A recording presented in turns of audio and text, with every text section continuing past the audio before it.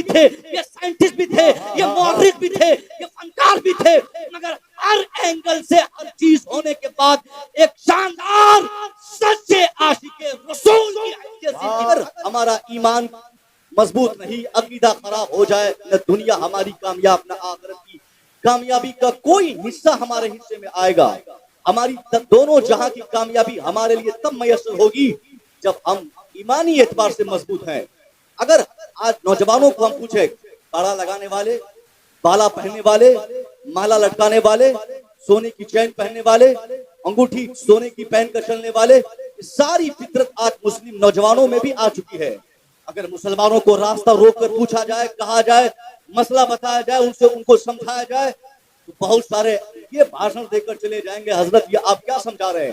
ہمارا رہنا غیروں کے بیچ میں ہوتا ہے. اگر ہم غیروں کی طرح نہیں رہیں گے, اگر ان کی طرح کاڑا نہیں پہنے, چوڑی اور بالا نہیں لگائے, ان کی طرح اگر ہم بھی چین نہیں پہنیں گے تو وہ ہم سے متاثر نہیں ہوں گے. یعنی ہم نے اپنی کامیابی دنیا کو چمکانا ہم نے اس حیثیت سے شروع کیا کہ ہم شریعت کو تیاگتے ہیں. ہم عقیدتاً چاہے جتنا کمزور ہو جائے, سماجک اعتبار سے ہمیں کامیابی کے لیے غیروں کی صورت اپنانی ہوگی. میں کہتا ہوں صاحب, یہ ہماری کامیابی اس میں نہیں, 2-4-10 لوگوں کو متاثر کر لینا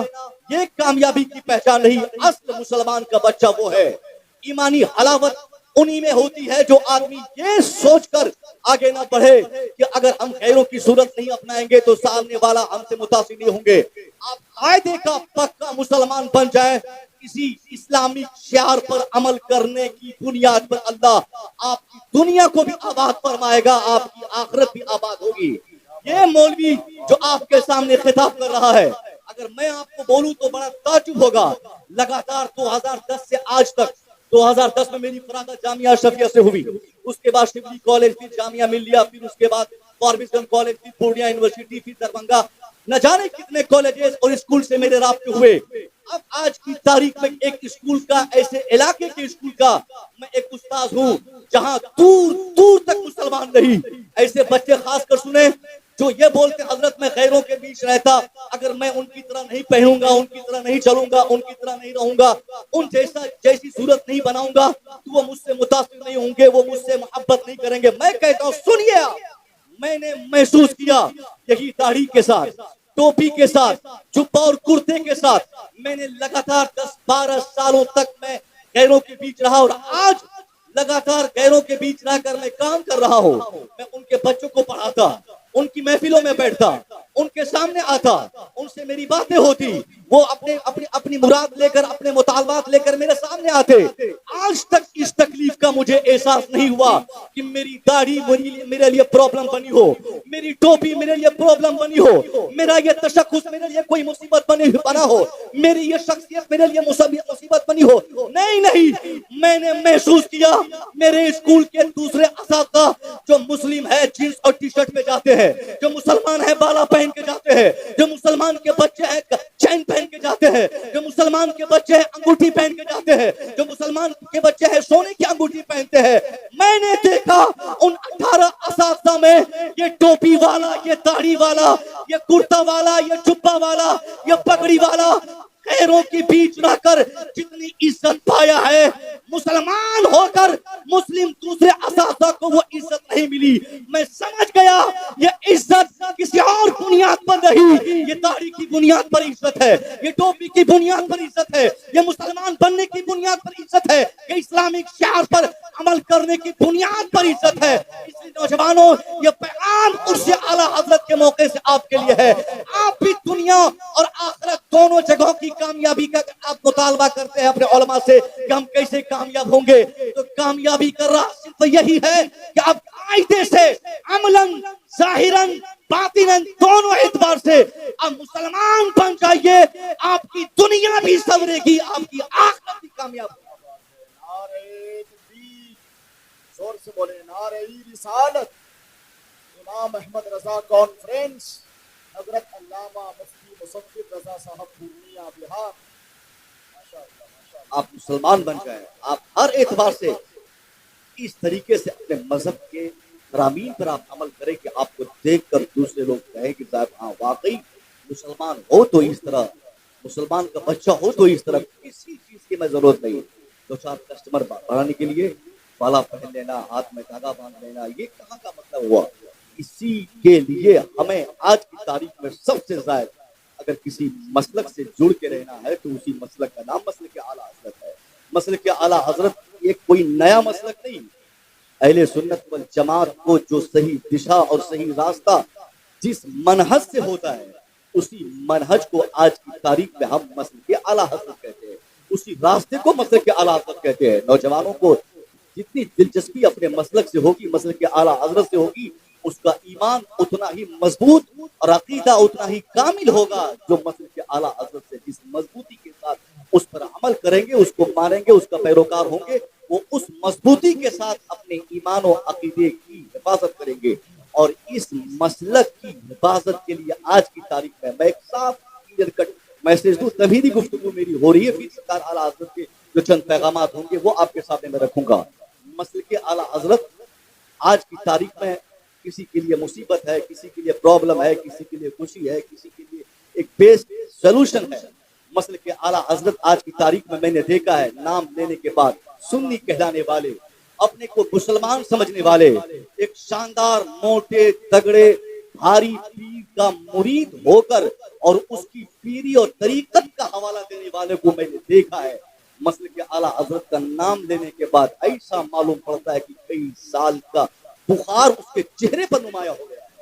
बस यही एक काफी होता है उनके लिए, उनका अकीदा समझने के लिए कि लगता है साहब ये जनाबे वाला इनका अकीदा दुरुस्त नहीं, इनके पीर साहब ने इन्हें रुझा दिया, पीर साहब ने इन्हें समझा दिया, पीर साहब ने इसे बहका दिया। पीरों की आज चलती इस कदर हिंदुस्तान भर में चली है, पूरे हिंदुस्तान में इलाका लोगों ने बांट लिया, ये हमारा इलाका, वो उनका इलाका, वो उनका इलाका, वो उनका इलाका। मैं यहाँ सिलसिले की बात नहीं करता, किसी खास सिलसिले के पीर की तबलीग मैंने कभी की ही नहीं, और मैं उसके ताल्लुक से कुछ कभी किसी को बोलता ही नहीं। मैं कहता हूँ साहब सलासिल जितने हैं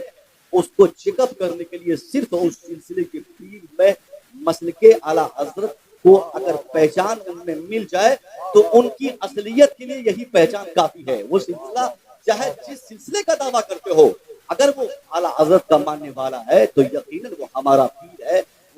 वो काबिल एहतराम है, वो आपके लिए भी मोहतरम है, उनकी इज्जत हमारे लिए जरूरी है, क्योंकि वो बंदा चाहे जिस सिलसिले का पीर है मगर वो बातें मसलक आला हजरत की करता है, अपने मुरीदों को मसलक आला हजरत का पाठ पढ़ाता है, वो अपने लोगों को आला हजरत की पहचान और शनाख्त बताता है। तो मैंने क्या कहा कि आज की तारीख में इलाका मुजफ्फरपुर, सीतामढ़ी, पूर्णिया, कटिहार, बिहार, हर जगह की बात है, गुजरात, महाराष्ट्र, हर जगह इलाका लोगों ने बांट लिया है। बहुत सारी जगहों पे जाने के बाद हमने महसूस किया कि अगर इस पर रोक न लगाई जाए, हर शाम 2-4-10 पीर की तादाद जो इलाके में बढ़ जाती है, आने वाले 10 सालों के बाद आप देखिएगा यही मसलक आला हजरत इन पीरों की वजह से नौजवानों के लिए एक मुसीबत का सामान बन जाएगा। ये नौजवान मसलक आला हजरत को एक अजीबोगरीब सूरत में महसूस करेंगे, पेश करेंगे, और उनको ऐसी उलझन इस मसलक से होगी क्योंकि एक बड़ी तेजी से एक जमात हिंदुस्तान भर में नौजवानों को बाइकआउट करने के लिए मसलक से वो एक पूरी जमात मेहनत कर रही है। उस जमात का मंशा यह है, उनका टारगेट यह है कि इन बच्चों को मसलक आला हजरत से रोका जाए, क्योंकि वो पीर साहब जानते हैं कि आला हजरत का मसलक एक ऐसा मसलक, एक ऐसा मनहज और ऐसा तरीका है जिसका अगर हम आमील बनेंगे तो हमें आला हजरत का फरमान, आला हजरत का कानून, आला हजरत का ज़ाब्ता किसी तरह से गलत करने नहीं देगा। मैंने आज तक वैसे पीर को ही मसलक आला हजरत का मुखालिफ पाया है जिनकी कार सबसे ज्यादा महंगी होती, जिनका घर सबसे बड़ा होता, जिनके पॉकेट सबसे भरे होते, जिनके पास बैंक बैलेंस होते, जो खाने कमाने पर ज्यादा ध्यान देते, उनको मैंने देखा है कि वो हमेशा आला हजरत से चीड़ उनको होती है, आला हजरत से नफरत होती है, और आला हजरत की नफरत में जीना मरना उनका एक मनसब, उनकी जिंदगी का एक मकसद बन चुका है। वजह यही है कि वो जानते हैं कि आला हजरत को मानने वाला आला हजरत के फरमान पे अमल करेगा, और मैं अगर आला हजरत के फरमान पे अमल करूंगा फिर आला हजरत के फरमान के मुताबिक हमें चलना पड़ेगा। फिर पैसे कहां से आएंगे, माल कहां से आएंगे, गाड़ी कहां से आएगी, कमाई कहां से होगी, जमात کی تعداد کیسے بڑھے گی؟ اس لیے ان لوگوں نے ایک شارٹ کٹ طریقہ کیا اپنا لیا کہ سب سے بہتر ہوگا کہ اعلیٰ حضرت کے خلاف آواز بلند کرو، اعلیٰ حضرت کے خلاف ماحول قائم کرو، اعلیٰ حضرت کی نفرتیں لوگوں کے دلوں میں ڈالو، جس کی بنیاد پر پھر اپنی دنیا چمک جائے گی، جسے چاہو گے تم بہکا دو گے۔ میں کہنا چاہتا ہوں صاحب، یہ ہندوستان کی تاریخ میں 150 سال ہو گئے لگ بھگ، اس 150 سال میں کتنی تحریکیں آئی، کس طرح موومنٹ بنے، کیسے کیسے حالات ہندوستان کے بنے، ہر حال اور ہر سچویشن میں، ہر پرستتی اور ہر سرکمسٹینسز میں ہندوستان میں مسلمانوں کے عقیدے اور ایمان کی حفاظت کے لیے جتنے پیر ہندوستان میں ہے، وہ سارے پیر جو اہل سنت کے ہیں سب قابل احترام ہے۔ میں کسی کی رسوائی اور کسی کی تنقید کر کے کسی شخصیت کو میں ٹارگٹ نہیں کرتا، مگر ایک سچائی جو ہر ایک دشمن کے سینے پہ چڑھ کے ہم بول سکتے ہیں، یہ بولنے کی ہمارے اندر قوت ہے، وہ سچائی یہی ہے۔ اس ہندوستان میں خانقاہیں بہت تھی، آج بھی ہے، ہمیشہ بھی رہ سکتی ہے، مدرسے بھی پہلے تھے، آج بھی ہے، بعد میں بھی رہیں گے، مگر مدرسوں کی تعداد بڑھ جائے، بڑھتی رہے، مسجدیں بڑھتی رہے، خانقاہیں بڑھتی رہے، علماء کی تعداد بڑھتی رہے، مگر یہ ہندوستان کی تاریخ بتاتی ہے اس ہندوستان میں صحیح معنی میں اگر کسی شخص نے ایمان و عقیدے کی محافظت کے معاملے میں سب سے زیادہ گمبھیرتا دکھایا ہے، وہ کوئی اور شخصیت نہیں، اسی شخصیت کا نام امام احمد رضا ہے، اسی کو ہم اعلیٰ حضرت کہتے ہیں۔ اعلیٰ حضرت نے کیا کیا نہیں کیا؟ آپ بھی چاہتے تو اپنے والد محترم مفتی نقی علی خان کا مزار بنا کر، عرس لگا کر، چادر و گاگر کا ماحول بنا کر، خوب اگربتی، موم بتی، چادر، میلاد، فاتحہ، عرس اور نہ جانے کن کن تقریبات کے نام پہ آج کے لوگ کماتے کھاتے ہیں۔ ایسے ہی سرکار اعلیٰ حضرت چاہتے تو اس زمانے میں، چونکہ آج سے زیادہ اس زمانے میں آراز کے معاملات زیادہ سنجیدہ تھے، اس زمانے میں لوگ عرس میں بہت دلچسپی سے جاتے، چادریں چڑھاتے تھے۔ آپ بھی چاہتے تو مستی میں لگ جاتے اور خوب عرس مناتے، والد صاحب کا عرس، دادا صاحب کا عرس، سب کا عرس مناتے، چادریں بیچتے، گھر بناتے، زمین خریدتے، سیٹھی دکھاتے، بہت پیسے کماتے، مگر نہیں، جس زمانے میں عرس کرانا لوگوں نے اپنی کامیابی سمجھی تھی،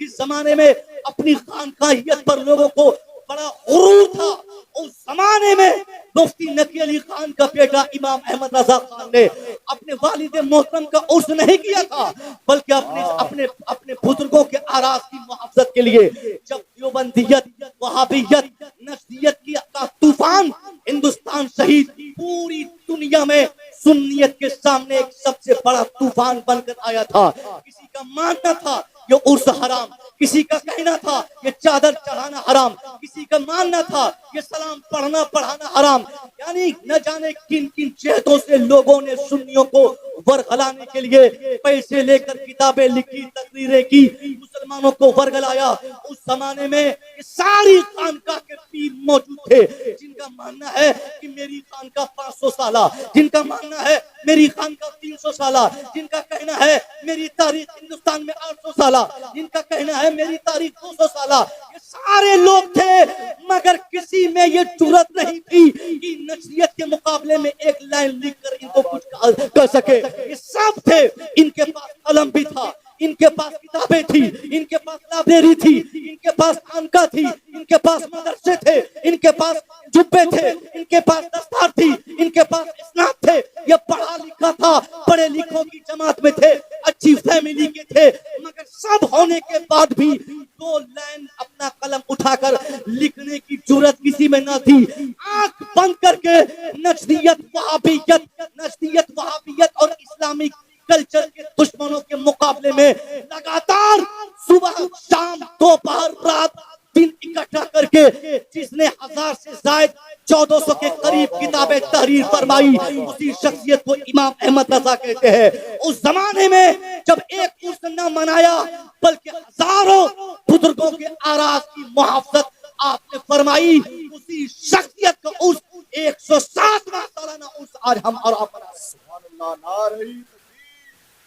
کیا خطاب ہو رہا ہے، کیا فکری پیغام، اس زبردست طریقے سے اس خطاب کا استقبال ہونا چاہیے۔ نعرہ تکبیر، نعرہ رسالت، مسلک اعلیٰ حضرت امام احمد رضا کانفرنس،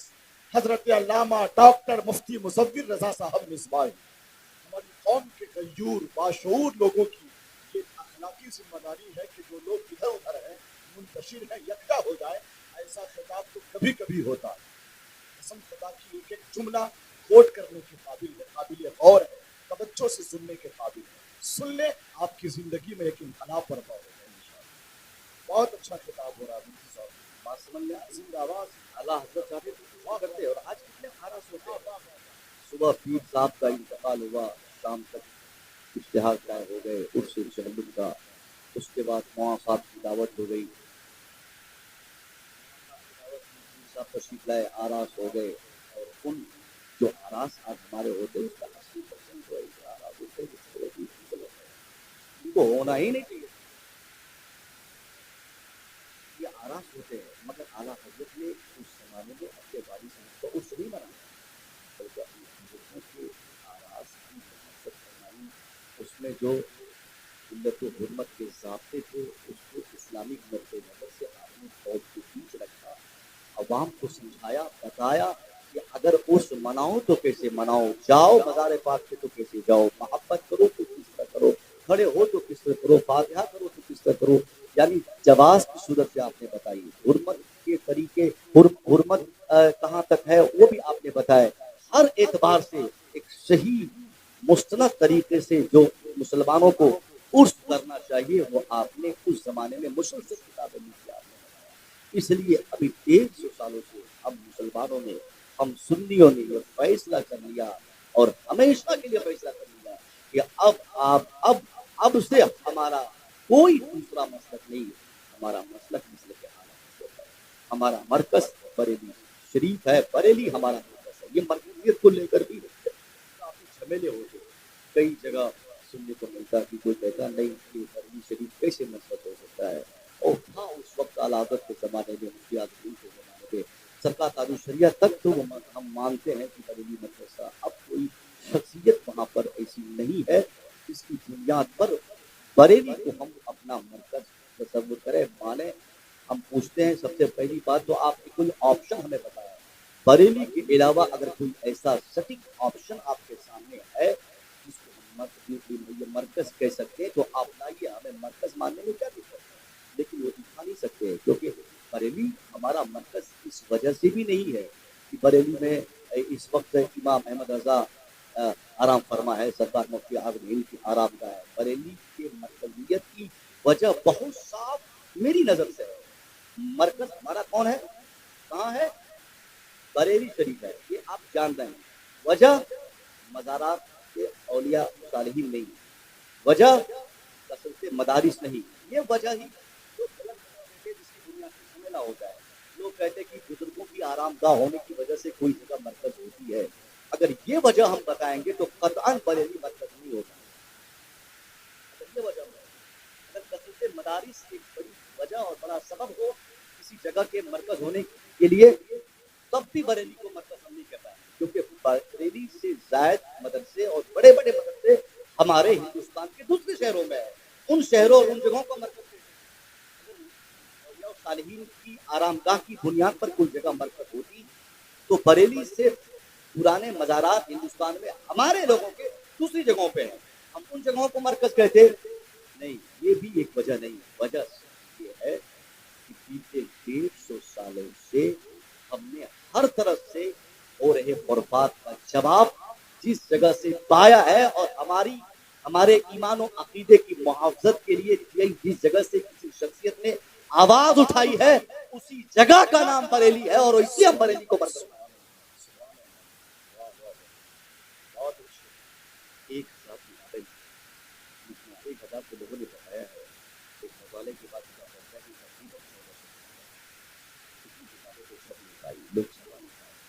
اب آپ ایسا کریں کہ آج کی تاریخ میں ایک جینیس اسٹوڈنٹ کے لیے پوری زندگی میں 500 کتابیں اگر ان کے لیے پڑھانا ہو اور ان کے لیے لازم کر دی جائے, تجھے اپنا کام کرتے ہوئے 500 کتابیں پڑھ لینا ہے, تو ہمارے بچوں سے یہ توقع نہیں کی جا سکتی کہ ہمارے بچے 500 کتابیں اپنی پوری زندگی میں پڑھ لیں. ایک محفل میں حضرت کہہ رہے تھے گور صاحب کہ اب بچوں کی دلچسپی ہی کتابیں پڑھنے کی ہے. لوگوں کی نہیں. ہم لوگ خود دیکھتے ہیں نا, کتابیں بانٹی جاتی ہے, مصنفین کتابیں لکھتے ہیں, محنت سے اپنے پیسے سے چھپواتے ہیں, جلسوں میں جا کر اور بانٹتے ہیں, لوگوں کو دیتے ہیں, اور ایک میں رکھ کے لوگ یہ خیال مانگنے لگتے ہیں.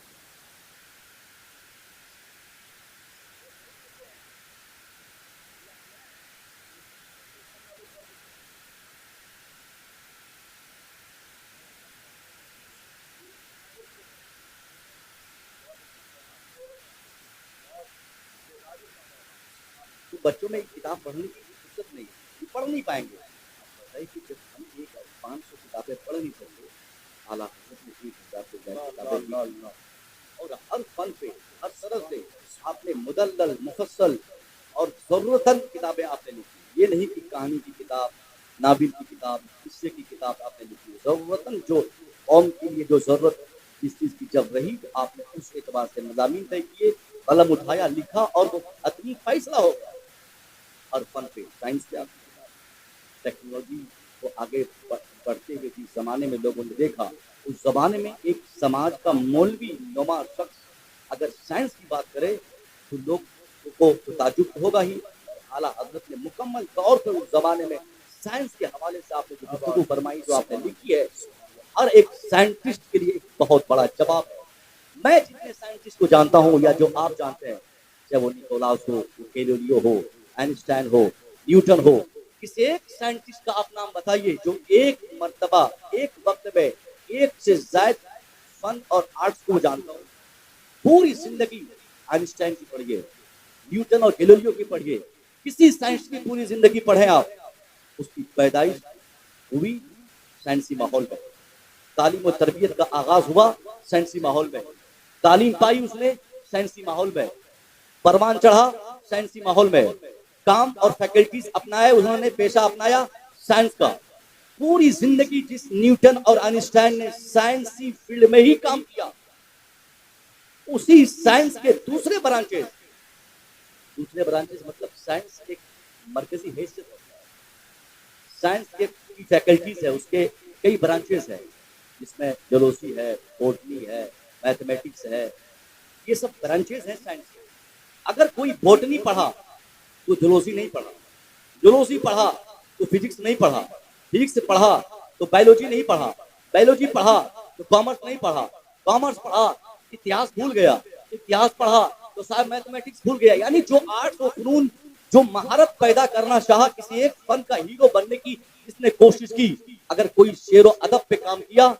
تو مضامین لکھنا وہ چھوڑ دیا, یا اس میں مہارت نہیں آ پائی. اگر کوئی بہت بڑا نقاد بنا تو وہ ان کے اندر سے ادبیت کے حوالے جو شعر و سخن کی جو فنکاری ہونی تھی وہ ان میں نہ رہی. اگر کوئی صاحب سائنس پہ کام کیا تو کیمسٹری چھوڑ, سائنس پہ کام کیا تو سائنس کے دوسرے برانچز پہ کوئی کام نہیں کر سکا. اگر کوئی فزکس جانا تو کیمسٹری نہیں جان سکا, کیمسٹری جانا تو بایولوجی چھوٹ گئی, بایولوجی جانا تو جیولوجی چھوٹ گئی. یعنی ایک یا ایک سے دو فن کو جاننے والے جس زمانے میں رہے ہو, پوری زندگی اس نے محنت کی. آئنسٹائن کی پہچان اگر آج کی تاریخ میں آپ سے کہوں صاحب, سائنس کے جتنے برانچز ہیں ان میں سے دو چار برانچز کو چھوڑ کر, جس میں دو چار برانچز کو چھوڑ کر آپ بوٹنی تلاش کرنا چاہیں گے, آپ کو آئنسٹائن کی زندگی میں نہیں ملے گی, آپ کو نیوٹن کی زندگی میں نہیں ملے گی, کامرشیل حیثیت سے ان کو پہچانیں گے نہیں ملے گی, آپ اتہاسک اعتبار سے ان کو جانچیں گے تو وہ چیز آپ ان میں نہیں پائیں گے. پتا چلا ایک نیوٹن, ایک آئنسٹائن, ایک نیکولاس, ایک ہربل, کسی ایک کو بھی آپ سامنے رکھے اور اس کی پوری زندگی آپ مطالعہ کرے, 70-75 سال جن کی زندگی کے حصے گزرے, سائنسی ماحول میں جو پیدا ہوا, سائنسی ماحول میں پڑھا, سائنسی ماحول میں پڑھا, سائنسی ماحول پہ کام کیا, سائنس پر ہی جینا مرنا ان کی زندگی کا نصب العین رہا. ان میں سے کوئی بھی ایک ساتھ سائنس کے ہی دوسری فیکلٹیز میں کچھ نہیں کر سکا. بایولوجی جاننے والا جیولوجی پر کوئی کام نہیں کیا, جیولوجی جاننے والا فزکس پہ کوئی کام نہیں کیا, فزکس جاننے والا کیمسٹری پہ کوئی کام نہیں کیا, کیمسٹری جاننے والا میتھمیٹکس پہ کچھ نہیں کر سکا. مگر خدا کی قسم اس دنیا میں ہم نے ایک ایسی شخصیت بھی اس 500 سالہ زندگی میں دیکھی ہے, ان کی تاریخ ہم نے پڑھی ہے, جس شخصیت کا تعلق سائنس اور سائنسی خاندان سے دور دور تک نہیں, نہ کبھی کسی سائنسداں سے ملاقات, نہ کسی سائنسداں سے پڑھنے پڑھانے کا کوئی